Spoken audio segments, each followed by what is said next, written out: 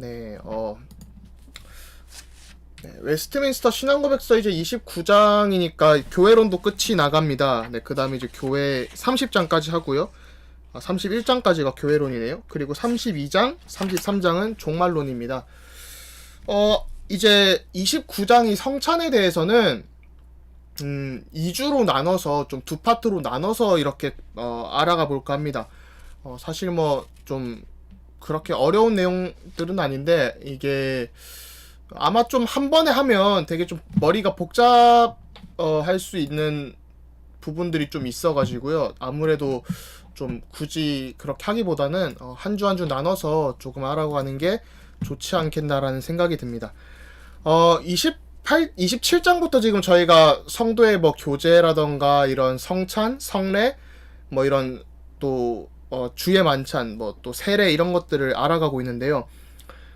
이 성찬이라는 게 또 세례와 마찬가지로서 성찬에서 성례전에서 은혜 언약의 어떤 표와 인치심이 있다. 그래서 우리가 어떤 빵을 받고 포도주를 받고 하는 것들이 포도 주스를 받기도 하죠. 그런 것들이 은혜 언약의 표가 있다는 거예요. 그 은혜 언약이라고 하면 저희가 좀 낯선 단어일 수 있는데 창세기 3장 15절에 나타난 언약이 은혜 언약입니다. 그래서 다른 언약들의 베이스가 되기도 하고요. 좀 파운데이션, 기초가 되기도 하는데 물론 이제 그 기초는 구속 언약, 성삼위 하나님의 성부 하나님의 작정과 성자님의 보내시겠다는 것, 또 성령께서 우리에게 이렇게 말씀을 적용하시는 것들이 포함되지만 이제 그것이 역사 속에 나타난 게 은혜 언약이다. 그래서 은혜 언약의 내용은 인간과 하나님이 이렇게 적개심이 생겼는데 도저히 함께 할 수 없고 떨어지게 되었는데 그것을 인간이 화해할 수 없죠.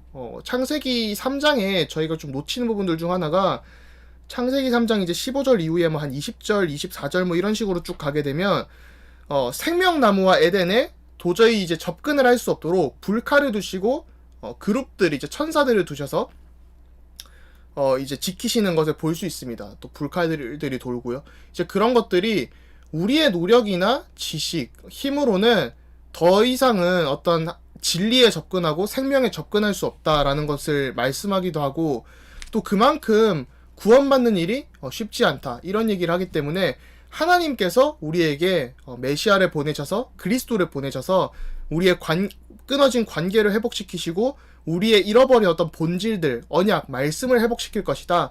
이제 이런 것들을 얘기하고 있습니다. 그래서 은혜 언약의 어떤 표와 인치심이 이런 성례에서도 드러나는데요. 성찬에서도 드러나는데 세례에서 이제 그 물이 어떤 죄사함과 또 뭐 새로 태어남 이런 것들을 의미했다면 성찬에서 받는 것은 빵과 포도주가 그리스도의 몸과 피를 얘기한다. 이렇게 간단하게 좀 얘기할 수 있습니다. 그런데 이제 이 성찬에 대해서 아마 크게 한 4가지 정도의 신학적 견해가 있는데요. 뭐 로마 카톨릭의 견해도 있고, 그러니까 빵과 포도주를 어떻게 이해할 것이냐에 대한 부분이 있어요.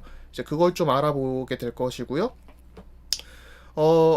저희 교회는 전혀 그런 일이 없는데, 제가 이제 신학교에 가니까 다른 이렇게 초교파들을 우리 모이면 그러니까 교단들이 여러 개가 있잖아요. 특히 이제 미국 같은 경우는 교단 신학교가 아니기 때문에 다른 이제 교회들 하는 걸 보면 뭐 좀 비판하기 좀 약간 두렵긴 한데 좀 약간 큰 교회들에서도 보면 성찬할 때 빵을 포도주에 찍어 먹는 행위들을 하는 곳이 있습니다.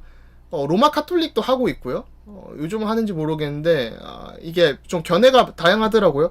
옛날엔 했었다라고 나오고 아니면 사제만 한다 이런 얘기도 있고 그 다음에 뭐 다른 교파들 몇 군데서도 이것을 하는 것으로 알고 있습니다. 그래서 아니 그 빵을 이렇게 포도주에 찍어 먹어도 되냐 뭐 그냥 생각할 때는 그리스도의 몸과 피니까 뭐 찍는 게 별 문제가 안 된다라고 할 수 있는데 잠시만요. 큰일이 날 뻔했네요. 네. 녹화를 안 했었네. 네, 좀 줌을 잘라야 될 것 같습니다. 네, 그런 해도 되냐라는 좀 견해가 있고요. 그 다음에는 저희가 이제 비대면 시대, 메타버스 시대인데 이런 걸 통해서 좀 성찬을 해도 되냐라는 그런 좀 의문점들이 생길 수밖에 없는 것 같습니다. 그래서 좀 그런 것들을 알아봐야겠습니다. 잠시만요, 제가 갑자기 생각이 났는데. 네, 그래가지고요, 그런 좀 비대면 시대에 저희가 이제 메타버스 시대에 또 가상, 뭐, 증강 이런 현실 시대에 어떻게 좀 성찬을 이해해야 되냐, 이 부분도 조금은 확인을 해야 될 것 같습니다. 네, 그래서 일단 웨스트민스터 29장 1, 일단 저희 역사적이고 성경적인 것부터 확인을 하면요. 29장 1항에 보니까 우리 주 예수께서는 배반을 당하시던 날 밤에 자신의 몸과 피에 대한 성례, 곧 성찬을 제정하여 그리스도의 교회가 이것을 세상 끝날까지 지키게 하셨다. 그리스도께서 직접 제정하신 성례라는 것이죠. 성찬이라는 것이. 이것은 그리스도의 죽음을 통해서 이루신 희생을 영원히 기념하며, 제가 여기 영원히를 좀 까맣고 이 파란불로 못 쳤는데, 영원히 기념하며 참된 성도들에게 그리스도의 모든 은혜를 확인해주며, 이 번역본을 제가 본 걸 보니까 영어로 인치며라고 돼 있어요. 그래서 인치며인데 확인해주며라고 번역을 했다고 하더라고요. 그리고 그들이 주 안에서 영적인 양식을 얻고 성장하며 주께 마땅히 행할 모든 의무를 더욱 충실히 이행하게 하기 위한 것이다. 그리고 그들이 그리스도의 신비한 몸의 지체로서 그리스도와 교통하고 성도들 간에도 서로 교통하도록 결속시키고 맹세케 하기 위한 것이다 라고 합니다. 네, 그래서 성경 구절도 이렇게 있고요.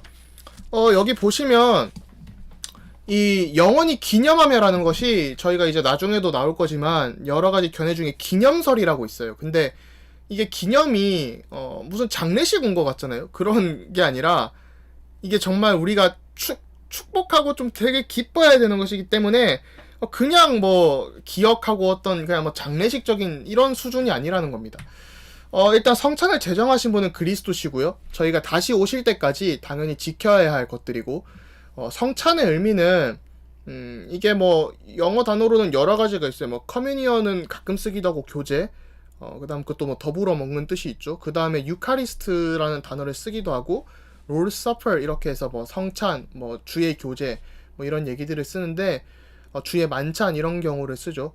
그래서 그리스도와 결국은 우리가 더불어 먹는다는 겁니다. 그래서 그리스도께서 저희가 그 식탁에서 함께 교제하는 것, 그러니까 저희가 뭐 예를 들면 워렌 버핏과의 식사권이 굉장히 비싸다고 하는데, 그게 그냥 밥을 먹는 사이라는 게 밥을 먹으면서 그냥 뭐 밥 먹고 헤어지는 게 아니라 많은 얘기들을 하고 교제들을 하고 또 뭐 중요한 얘기들이나 또 편안한 얘기들이나 이런 것들이 오갈 수 있기 때문에 저희가 이 성찬에 참여한다는 것 자체가 그리스도와 함께 이렇게 교제를 누린다는 게 말씀을 듣는 걸 넘어서 우리가 말씀을 먹고 그분을 먹음으로써 굉장히 참 교제가 있다라는 겁니다. 이게 초대교회 시절에는 이제 매번 만날 때마다 될 수 있는 한 이렇게 교제를 가졌는데, 성찬을 가지면서 불신자들이 볼 때는 저 사람들은 야만인이다, 어떻게 사람을 매번 먹냐, 뭐 이렇게 오해가 될 정도로 오히려 그것이 또 전도의 문이 되기도 했던 그런 모습들을 볼 수 있습니다. 또 성찬의 역할은 이 웨스트민스터 29장 1에서 알 수 있는 것은 그리스도께서 하신 일들을 기념하고 또 우리를 위해 주신 은혜를 확인하며 영적인 양식을 통해서 우리가 성장되고 또 교회가 결속되는 것이라는 것이죠. 그래서 이 성찬이 그리스도와 더불어 먹는 교제인데, 좀 이따 이제 비대면 이런 얘기에서도 나누겠습니다만은, 우리가 한 교회 공동체로서 또 참여하는 의미가 굉장히 큽니다. 그래서 이 성찬이라는 게 교회의 어떤 징계나 뭐 권징을 할 때, 치리를 할 때 성찬에 참여하지 못하는 치리가 사실은 굉장히 강력한 치리 중 하나거든요. 그래서 좀 그런 것들도 저희가 유의 깊게 살펴봐야겠다라는 생각이 좀 듭니다. 사실 요즘 한국 교회는 성찬을 잘 안 하잖아요. 뭐 잘 안 하는 것들 저는 좀 매주 하는 교회는 거의 못 본 것 같은데, 미국에서 개혁교회를 다닐 때 미국 교회도 성찬을 잘 안 하지만은 그래도 좀 이 개혁교회는 한 2주에 한 번이나 매주 하곤 하는데, 굉장히 제가 좀 배울 것도 많고 말씀이 이렇게 은혜롭게 체험되는구나, 좀 그런 것들을 한번 되돌아보는 시간이었던 것 같습니다. 그래서 좀 자주 하면 좋겠다라는 생각이 들고요. 물론 뭐 한 3,000명 이렇게 모이면 사실 쉽지 않긴 하더라고요. 근데 이제 2항에 보면 이 성례를 시행할 때 그리스도가 성부께 드려지거나 산자나 죽은 자들의 죄사함을 위해 어떤 실제 희생 제물이 드려지는 것도 아니다. 다만 그리스도께서 십자가 위에서 모든 것을 위해 단 한 번으로 자신을 스스로 바치신 그 희생을 기념할 뿐이며, 또한 그 희생으로 인해 하나님께 드릴 수 있는 모든 찬송을 영적으로 봉헌할 뿐이다. 그러므로 소위 가톨릭에서 미사라고 하는 것에서 드려지는 희생 제물은 그리스도께서 그가 선택하신 사람들의 모든 죄를 위한 유일한 희생 제물이며 화목 제물이신 것을 가장 끔찍하게 손상시킨다라고 나와 있습니다. 네, 그래서 이것도 뭐 어려운 내용들은 없죠. 그래서 성례를 할 때 뭐 그리스도가 또 죽으시고 이런 게 아니라 우리가 이미 이제 부활하신 그리스도 그것을 기념한다라는 것입니다. 근데 이제 저희가 이 네 가지 견해를 좀 살펴볼 건데요. 일단 네 가지는 요렇게 있습니다. 로마 카톨릭, 뭐 로마 가톨릭이라고 아마 표준어는 할 텐데, 카톨릭이 좀 뭔가 어감이 저는 좀 편했다고 해야 되나? 좀 약간 어릴 때부터 그런 것들이 있는 것 같아요. 근데 이제 로마 가톨릭을 보면 화채설이라고 합니다. 이게 영어로는 조금 더 쉬운 것 같아요. 영어로 보시면 이 트랜스서브스텐시에이션이라고 합니다. 트랜스, 그러니까 이게 트랜이 들어가면 트랜스퍼, 뭐 이게 저희가 뭐 그 변압기 이런 것도 그 트랜스퍼 이런 얘기를 하고, 그 다음에 어떤 뭐 환승을 하다, 아니면 뭐 학교를 전학을 간다, 이런 것도 트랜스퍼라는 표현을 많이 쓰죠. 그래서 트랜스 이런 것들이 좀 어떤 약간 일본어 스타일로 하면 도란스겠네요. 네, 뭔가 변하는 110V가 120으로 변하는 도란스 그런 느낌으로 이해하시면 될 것 같은데, 그런 것처럼 빵과 포도주가 실제로 그리스도의 몸과 피로 변한다는 겁니다. 그리고 루터교는, 그러니까 이게 쉽게 얘기하면, 제가 지금 요즘 홍차에 꽂혀서 이렇게 홍차를 마시고 있는데, 홍차를 마시는데 이 사제분이 축복을 하면 이 홍차가, 그러니까 포도주가 실제로 그리스도의 피로 변한다는 것이죠. 그것이 실제로 그리스도의 피라는 겁니다. 이 부분에 대해서 굉장히 좀 미신적이고 틀렸다라고 종교개혁가들이 많이 비판을 하기도 했고요. 루터교 같은 경우는 공채설 혹은 공제설이라고 하는데, 이 콘이라는 단어가 들어가면 라틴어로 아마 위시라는 뜻이죠. 그렇기 때문에 이 본질과 실체와 함께 있다라고 해서 빵과 포도주 안에, 혹은 빵과 포도주와 함께 그리스도의 몸과 피가 있다. 그러니까 실제적으로 변하진 않지만 그것이 존재한다라고 얘기를 하는 겁니다. 이게 아마 철학에 좀 관심이 있으신 분들이면 좀 눈치를 채실 수 있는 부분이, 이게 유명론과 실제론이라는 그 중세의 중요한 철학의 흐름이 나오게 됩니다. 그래서 실제론이 사실 중세에 좀 많이 뜨다가 뒤에 유명론이란 게 등장을 하게 됐는데, 이 실제론과 유명론이 뭐냐면요, 예를 들면 제가 이렇게 노란색 여기에 있는데, 노란색 잘 보이시는지 모르겠지만 노란색이 있습니다. 실제론에 의하면 이 노란색은 노랑인 거예요. 노란색이죠. 그렇기 때문에 이 그리스도의 몸과 피는 실제로 그리스도의 빵과 포도주가 실제로 그리스도의 몸과 피라고 이 약간 그 실제론적 사상을 따라서 얘기를 하게 됩니다. 그런데 이 공제설이나 공채설 같은 경우는 유명론의 영향을 좀 더 받았어요. 그래서 이 노란색이 노란색인데, 이거는 그냥 고유명사로서의 노란색이 존재할 뿐이지, 노란색 말고 이게 실제로 노란색처럼 보이고 노란색이라고 부를 수 있지만 이게 실제로 노란색이 아닐 수도 있다. 이제 뭐 이런 얘기를 하는 겁니다. 그러니까 노란색이 아니더라도 노랑이로 부를 수도 있다라는 것이죠. 뭐 감귤색이라던가 뭐 이런 것들도 노랑이로 다 포함되지 않냐, 뭐 이런 얘기를 할 수 있습니다. 이제 이게 왜 또 그러니까 문제라는 중요하냐면요. 중세시대 초에 약간 좀 이런 실제론이 강력했다고 말씀을 드렸잖아요. 저희가 종교개혁에서 나온 것은 우리가 의인인 동시에 죄인이고 죄인인 동시에 의인이다라는 겁니다. 그러니까 우리가 죄인인데 어떻게 의롭게 되냐? 그러니까 실제론에 따르면 우리는 의인이 아니라 우리 하는 행동이나 여러 가지 관습이나 이런 걸 보면 죄인이라는 거예요. 실제론적으로 보면. 그럼 너 죄인인데 어떻게 의인이라고 할 수 있냐라는 것이죠. 근데 유명론이라는 게 등장을 하면서 이신칭의가 다시 회복이 되고 하면서 우리는 여전히 죄인인데 그리스도께서 죄를 사해 주시고 그리스도께서 가죽옷을 입혀주신 것처럼 우리의 죄를 사해 주시고 그분께서 우리를 의롭다고 칭하셨기 때문에 우리는 의인이 될 수 있습니다 라고 하는 게 이제 이 유명론의 영향이 있습니다. 그래서 이게 칭의론 이런 거 할 때도 사실 구원론도 우리는 여전히 죄인인데 의인이고 하나님의 자녀일 수 있는 이유가 사실은 유명론적인 영향, 철학적인 배경들도 있는 거거든요. 그래서 좀 이런 인문주의적 배경들도 있다라고 보시면 될 것 같은데, 성찬에 대해서도 똑같이 이런 실제론과 유명론이 있습니다.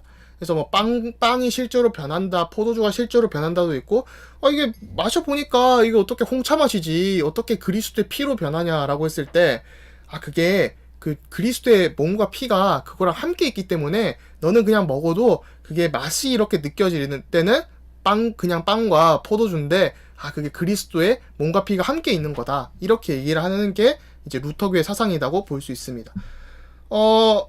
그 다음 이제 칼빈 같은 경우는 뭐 이제 이 두 가지는 이제 개혁파 관점에서 보면 좀 문제가 있는데요. 칼빈 같은 경우는 그리스도께서 육신적으로 임재를 하시는 게 아니라 영적으로 임재를 하신다라고 얘기를 합니다. 그래서 많은 개혁파 신학자들이나 우리 교회들이 이 칼빈의 사상을 따라가기를 원합니다. 그래서 어떤 영적인 임재로 이해를 하고 저희가 일단 고백은 거의 그런 식으로 해요. 그래서 뭔가 원하는 게 그런 게 있는 거죠. 그런데 많은 교회들은 사실 쯔빙글리적인 액션을 취해요. 그러니까 쯔빙글리는 이제 칼빈과 함께 종교개혁을 했던 사람이지만 이 성찬에 대해서는 우리가 실제로 어떻게 그리스도께서 임재하시고 이런 것도 있을 수 있겠지만 이 성찬의 본질적인 것은 어떤 좀 그리스도께서 우리를 위해 죽으시고 한 것을 기념하는 것이다. 상징이다. 그냥 그리스도의 몸과 피가 이렇게 있는데 우리가 그것을 먹었다는 상징이다. 그래서 기념이다. 이렇게 얘기를 하게 됩니다. 그래서 이제 뭐 구약이나 신약에서도 뭐 여호와께서 말씀하시기를 너희는 나를 기념하라, 뭐 기억하라 이런 것들의 뜻일 뿐이다. 이런 얘기를 하는 거죠. 교리적으로는 많은 분들이 이 칼빈을 따라서 좀 영적 임재를 사실 원하십니다. 근데 저희가 사실 보면 좀 대다수가 약간 그렇게 말은 하면서도 실제로 저희가 믿고 행하는 바를 보면 약간 기념에 가깝게 좀 하고 있는 것 같아요. 그래서 실제로 통계로도 제가 이거 정확하게 기억은 못하는데 몇 년 전에 이렇게 미국 교회들을 대상으로 했을 때 장로교회 혹은 개혁교회조차도 약간 쯔빙글리적인 관습들을 좀 많이 따르고 있다. 한 7, 80%인가? 8, 90% 이렇게 따르고 있다라고 얘기를 하더라고요. 그래서 사실은 이게 그냥 뭐 장례식에서 이렇게 누구를 추모 예배하고 이런 수준이 아니라 정말로 우리와 함께 하시는 그리스도를 더욱더 누리는 게 이런 좀 성찬이다라고 볼 수 있습니다. 그래서 칼빈의 견해를 좀 따라가는 게 맞죠. 근데 이게 보시면 29장 2에도 그리스도께서 단 한 번에 끝내신 속죄의 사역을 기념한다라고 되어 있거든요. 그 희생을 기념할 뿐이며 이런 단어들이 쯔빙글리적인 해석에도 좀 열린 태도가 있다. 그래서 웨스트민스터 신앙고백서를 작성한 사람들이 사실은 이제 다양한 견해들을 가진 사람들이 왔기 때문에 이렇게 좀 충분히 문제가 아닌 해석에 대해서는 좀 열린 태도를 가지고 있다라고 보실 수 있습니다. 네, 그 다음에 29장 3에는요. 주 예수께서는 이 의식을 시행하기 위해 사역자, 목사들을 택하여 그들이 이 예식에 대한 그리스도의 말씀을 사람들에게 선포하고 기도하며 떡과 포도주를 축복하고 이로써 그 떡과 포도주를 일반적인 용도와는 달리 거룩하게 사용할 수 있도록 구별하게 하셨다. 그리고 떡을 들었대며 잔을 들게 하셔서 이 두 가지를 모두 수찬자들에게 주게 하시고 그들이 서로 나누게 하셨다. 그러나 그때 회중 가운데 잊지 않은 사람들에게는 주지 못하게 하셨다라고 나옵니다. 이 부분이 또 되게 중요한 것 같아요. 잊지 않았던 사람들에게는 주지 않았다라고 하는데 일단 여기 성찬의 방법이 나오죠. 말씀 사역자, 말씀의 사역자 목사님들이 이제 말씀을 선포하고 또 빵과 포도주를 축복하고 기도함으로써 이렇게 나누어 준다라고 되어 있습니다. 이 떡과 잔을 나눈다고 되어 있는데요. 이제 저희가 보통 성찬을 하면 포도주와 빵을 다 받잖아요. 근데 이 로마 카톨릭의 경우는 일반 성도들은 빵만 받을 수 있었습니다. 그러니까 웨스트민스터 신앙고백서가 작성될 당시에 로마 카톨릭 견해는 일반 성도들은 빵만 받을 수 있고 사제들만이 빵과 포도주를 다 받는 거예요. 근데 이제 제2 바티칸 공의회 1962년부터 65년 이 이후에는 요즘은 이제 일반 성도들도 두 가지 다 받는다고 합니다. 그래서 나름 좀 안에서도 개혁 운동이 일어나는지 그런 것들을 볼 수 있는데요. 그래서 이제 좀 저희가 떡과 포도주를 다 받아야 된다라고 얘기를 하는 겁니다. 그런데 이제 회중 가운데 있지 않은 사람은 받을 수가 없다라고 합니다. 이걸 보시면 비대면 성찬을 보시면 그러니까 이게 원래 성찬을 자기 교회에서 성찬이 아니라 다른 교회에 가서 성찬을 참여하잖아요. 그러면 이게 교회 법적으로는 그 성찬 참여 카드를 써야 돼요. 나는 다른 교회에서 왔는데 이 성찬에 참여합니다라고 카드를 써야 정상인데 이제 뭐 요즘 다 안 그러죠. 미국은 좀 그런 걸 칼같이 지키더라고요. 저도 뭐 여러 번 썼는데 이제 비대면 성찬 같은 경우도 보면, 그러니까 지금 제가 예를 들면 뭐 저는 아직 안수를 안 받았습니다. 기 때문에 성찬을 이렇게 집행을 할 수 없지만, 만약에 제가 오늘 성찬식을 하겠습니다 해가지고 이렇게 빵을 나눠주고 각자 알아서 빵 사드세요, 아니면 이 특정한 빵을 사세요 하는 것은 굉장히 좀 틀린 일입니다. 사실 뭐 누구는 카스테라 먹고 누구는 케이크 먹고 그럴 수도 있잖아요. 뭐 누구는 잼 발라 먹고 이제 그런 것도 안 되고, 이 교회의 본질과 교제의 의미를 생각을 하면 한 떡과 한 빵을 나누는 일, 이게 굉장히 중요합니다. 그리스도의 몸을 나누는 일이거든요. 그래서 우리가 한 떡과 빵을 가지고 이렇게 교제에 참여하고 교회가 한 일에 참여한다는 것이, 우리가 이 그리스도의 몸을 한 교회 공동체로서 이렇게 나타나는 건데, 그러면 이제 여러 가지 좀 오브젝션이라고 하죠. 좀 반론들이 생길 수 있는 게, 그러면 하나님은 시공간을 초월해서도 역사하시는데 비대면 가운데도 하나님이 역사하실 수 있지 않냐? 시공간을 초월해서 굳이 어떤 빵만 이렇게 해야 되냐, 어떤 떡만 해야 되냐 라고 했을 때, 제가 이제 이것 때문에 사실 다음 주까지 나누는 거예요. 이게 분량도 길지만은 다음 주에 좀 이 부분을 다르게 얘기할 건데요. 하나님께서 역사하시는 방법을 이제 스스로 제안해 두셨습니다. 그러니까 지난주에도 이거 약간 얘기했었던 것 같은데요. 뭐 비대면을 통해서 뭐 어떤 신학자 한 분은 게임 아바타나 이런 걸 통해서도 세례를 받을 수 있다, 뭐 성찬을 나눌 수 있다 하는데, 이제 저희 같은 세대는, 이제 저 같은 경우는 게임에 굉장히 친숙한 세대잖아요. 컴퓨터 게임 이런 거에. 그래서 뭐 다 같이 모여가지고 게임에서 만찬을 먹을 수 있는 것도 아니고, 요즘 게임 시스템에도 뭐 메타버스 이런 여러 가지 뭐 제페토나 이런 거에서도 음식도 만들어 먹고 할 수 있지만, 그게 진짜 참된 성찬이고 교제고 교회일까라고 생각했을 때 그것은 아니다라는 것이죠. 일단 교회는 각 지역에 있어야 되고요. 그 다음에 또 이런 뭐 이제 좀 소위 속된 말로는 게임에서 뭐 포션을 함께 회복약을 먹으면서 이 우리의 생명력이 차니까 그리스도의 피다 이렇게 얘기할 수도 없는 거잖아요.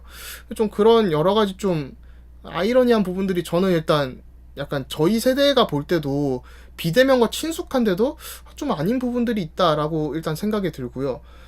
그 다음에는 하나님이 이렇게 역사하시는 방법을 스스로 제안을 해주셨다는 게, 이제 신학에서도 항상 좀 논란을 하는 부분이, 하나님께서 구원하시는 방법을 많이 두고 얘기를 합니다. 물론 하나님께서는 그분께서 원하시는 대로 다 구원하실 수도 있지만, 여기서 이제 질문이 되는 게, 저희가 사도행전 4장 12절에 천하 만민의 구원 얻을 만한 다른 이름을 우리에게 주신 일이 없습니다 이러는데, 그러면 하나님께서 예수 그리스도를 보내심을 통해서, 은혜 언약을 통해서 구원하시기라고 작정을 하셨는데, 저희가 이걸 좀 뭐 다른 말로 얘기해서, 하나님이 그리스도를 보내지도 않고 구원을 하실 수 있었냐, 아니면 하나님이 그리스도를 보내셔야만 구원을 하실 수 있었냐, 이 부분에 대해서도 항상 좀 신학적으로 논란이 있습니다.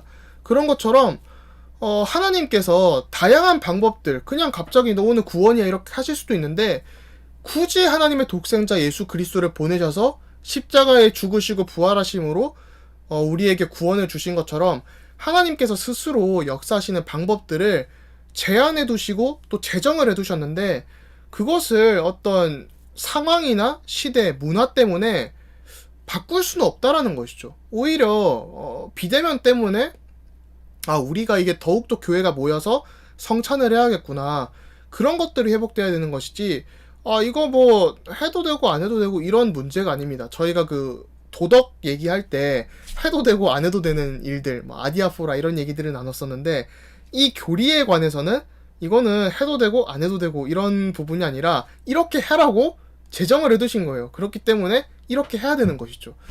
그래서 뭐 저희가 원하는 대로 막 예배의 형식을 바꾸고 이러는 게 아니라 저희가 그리스도의 한 몸에 참여하는, 그래서 이제 17세기 이거 비대면 예배도 좀 할 말들이 있는데, 이제 17세기에도 흑사병 이런 것들이 되게 심했잖아요. 그럴 때도 교회에 사실 성도들이 못 모이고 하는 시점에서도 그 당시 성도들은 자기들끼리 모여서 하는 예배는 그러니까 묵상의 개념이지 예배가 아니다라고 얘기를 했습니다. 물론 이제 이 말이 가정 예배 드리시지 말라 이런 건 아닙니다. 근데 이제 저희가 유튜브나 이런 것들을 또 통해서 설교도 들을 수 있고 예배도 드릴 수 있고 잘 활용을 해야겠지만 좀 이런 것들을 생각을 해야 되고요. 그 다음에 또 비대면 성찬 하나 짚고 넘어가야 되는 게 요즘은 예배를 스트리밍으로 녹화를 처음부터 끝까지 하잖아요. 그러면 이제 그 시간과 공간에 하나님께서 역사하시는 게 있는데 그걸 또 굳이 녹화 재생된 거를 보면서 성찬에 참여한다. 그거는 또 아니다라는 것이죠. 그래서 이런 것들도 저희가 좀 생각을 사실 심도 있는 고찰들을 조금 해야 되는 부분들이 있는 것 같습니다. 네, 그런 좀 고찰들을 좀 해야 되는 것 같고요. 그리고 교회 예배 자체는 원래는 이제 공예배 중심, 주일 대예배를 중심으로 하고 나머지는 우리의 신앙이 성장하기 위한 그런 좀 에디피케이션, 이거 한국말로 항상 생각이 안 나는데 좀 우리가 교화되는, 성화되는 그런 부분들이기 때문에 그런 목적으로 있는 것이기 때문에 뭐 저희가 뭐 지교회나 성경 공부나 여러 기도 모임이나 하는 것들은 예배를 중심으로 모든 것들을 한다라는 것이죠. 다른 것들은. 그래서 공식적인 공예배는 아니죠. 뭐 금요기도회 이런 것들도. 이게 굉장히 중요한 게 신앙생활을 항상 공예배 중심으로, 교회 중심, 예배 중심으로 하면서 다른 그런 좀 어떤 부수적인 것들이 있는 것이지 그런 부수적인 것들을 하기 위해서 어떤 공예배의 틀을 바꾸거나 그렇게 해서는 안 된다라는 것도 저희가 좀 기억해야 될 것 같습니다. 그 다음에 그 찍어 먹는 거, 디핑, 뭐 영어로는 인팅션이라고 하더라고요. 신학교에서 잘 안 다루는 단어인데 인팅션. 떡과 포도주가 각각의 실체와 의미를 가지고 있습니다. 그래서 떡은 그리스도의 몸을 상징하고 포도주는 그리스도의 피를 상징하게 되죠. 그래서 뭐 알코올 그런 것 때문에 포도 주스를 또 두기도 하는데 이제 언약의 두 실체라고 해서 이거를 이제 영어로는 double substance of the covenant 이렇게 해요. 그래서 그 언약의 두 실체가 있다라고 각각 구분을 합니다. 그래서 이 부분을 한국말로는 카스파 올레비안이라고 하는데 영어로 이제 카스파 올레비아누스 올레비안 이렇게 얘기하는데 이 올레비아누스 같은 경우는 저희가 우르시누스는 좀 아는 분들도 많은데 이게 하이데베르그를 공동으로 저작을 하신 분이에요. 하이데베르그 교리문답을 개혁주의 3대 신앙고백서라고 저희가 이렇게 배워왔었죠. 그래서 언약 신학에 대해서 큰 기여를 했는데 뭐 다른 분들도 얘기를 하셨지만 이 올레비아누스가 특별히 좀 강조를 해서 얘기했던 게 이 빵과 포도주는 언약의 두 실체가 있다. 그렇기 때문에 각각 의미하는 바가 있으니까 그걸 합치는 거는 틀린 것이다 라고 얘기를 하는 것이죠. 그래서 성찬시에 빵을 포도주에 이렇게 찍어가지고 적셔서 먹는 행위는 틀린 것이다 라고 얘기를 합니다. 제가 이거를 처음 봤을 때 바쁘다고, 그러니까 예를 들면 제가 몇 번 교회에서 여러 곳에서 봤었는데 큰 이유가 이제 보통은 두 가지였어요. 그러니까 뭐 더 있을 수도 있는데 좀 되게 죄송한 말인데 바쁘다고 찍어 먹거나 찍어도 상관없다 뭐 이런 얘기도 하시고 그 다음에는 교인 수가 많으니까 찍어서 먹어도 되는 거 아니냐, 원 큐에 가자라는 거죠. 한 큐에 굳이 이렇게 두 개 나누지 말고 해가지고 하자는 그런 것들이 사실 굉장히 좀 틀린 일이라고 볼 수 있습니다. 그래서 저희가 우리 어떤 편리함 때문에 교리와 타협을 해서는 안 된다라는 것이죠. 우리 어떤 편의와 편리를 위해서 교리와 타협을 하고 성경과 타협을 해서는 안 된다라는 것도 좀 기억을 해야 될 것 같습니다. 그래서 이거는 두 가지가 각각 의미하는 바가 다르기 때문에 저희가 이거를 뭐 찍고 이러는 것은 굉장히 틀렸다라고 볼 수 있죠. 그 다음에 29장 4에 보니까요, 사적인 미사 혹은 이 성례를 사제나 다른 사람에게 혼자만 받는 것, 마찬가지로 잔을 사람들, 일반 회중에게 주기를 거부하는 것, 떡과 포도주를 숭배하고 그것들을 높이는 것, 그것들을 들고 돌아다니며 숭목해하고 겉으로만 그럴싸한 종교적 의도에 쓰려고 그것들을 보관하는 것은 이 성례의 성격과 그리스도께서 이를 제정하신 뜻에 어긋나는 것이다 라고 합니다. 이 성례의 성격 자체가 그 자리에 모인 사람들이 한 자리에 모여서 하나님께서 주신 그 축복들을 묵상하고 누리는 것이기 때문에 이런 것들은 이제 틀렸다라는 것이죠. 그래서 성찬은 교회 공동체가 함께 이 빵과 포도주를 나누는 것이기 때문에 결국 개인적인 게 아닙니다. 이 성례 자체가 공교회적이고 지역교회, 유형교회 측면이 있는 것이지 어떤 개인적으로 하거나 뭐 세례도 개인적으로 하거나 이것이 틀렸다라는 것이죠. 그리고 우상숭배나 미신같이 빵과 포도주를 어떻게 높게 보고 숭배할 대상이 아니라는 겁니다. 좀 결론적으로 말씀을 드리면요. 성찬에 이제 크게 4가지 견해가 있습니다. 로마 카톨릭의 화채설, 이게 빵과 포도주가 실제로 그리스도의 몸과 피로 변한다. 루터교의 공채설, 아직 그 빵과 포도주는 실제로 변하진 않는데 그리스도께서 함께 계시기 때문에 이걸 먹으면 그리스도의 몸과 피를 이렇게 먹고 함께 하는 것이다 라고 하는 것과, 칼빈이 말한 영적인 임재가 있다. 우리가 성찬을 할 때 그리스도께서 성령으로 영적으로 임재하신다. 그 다음에는 츠빙글리가 얘기했던 어떤 상징이다. 우리가 기념하는 것이다. 이런 것인데, 이 기념은 물론 이제 저희가 뭐 추모 예배 이런 수준의 기념은 아니겠습니다만은 좀 우리가 기념하는 것이 있다라고 하는데, 개혁파 장로교 저희들은 영적 임재 혹은 기념으로 해석을 합니다. 교리적으로는 영적 임재를 붙들고 싶은데 실제적으로는 좀 기념설로 가고 있죠, 약간.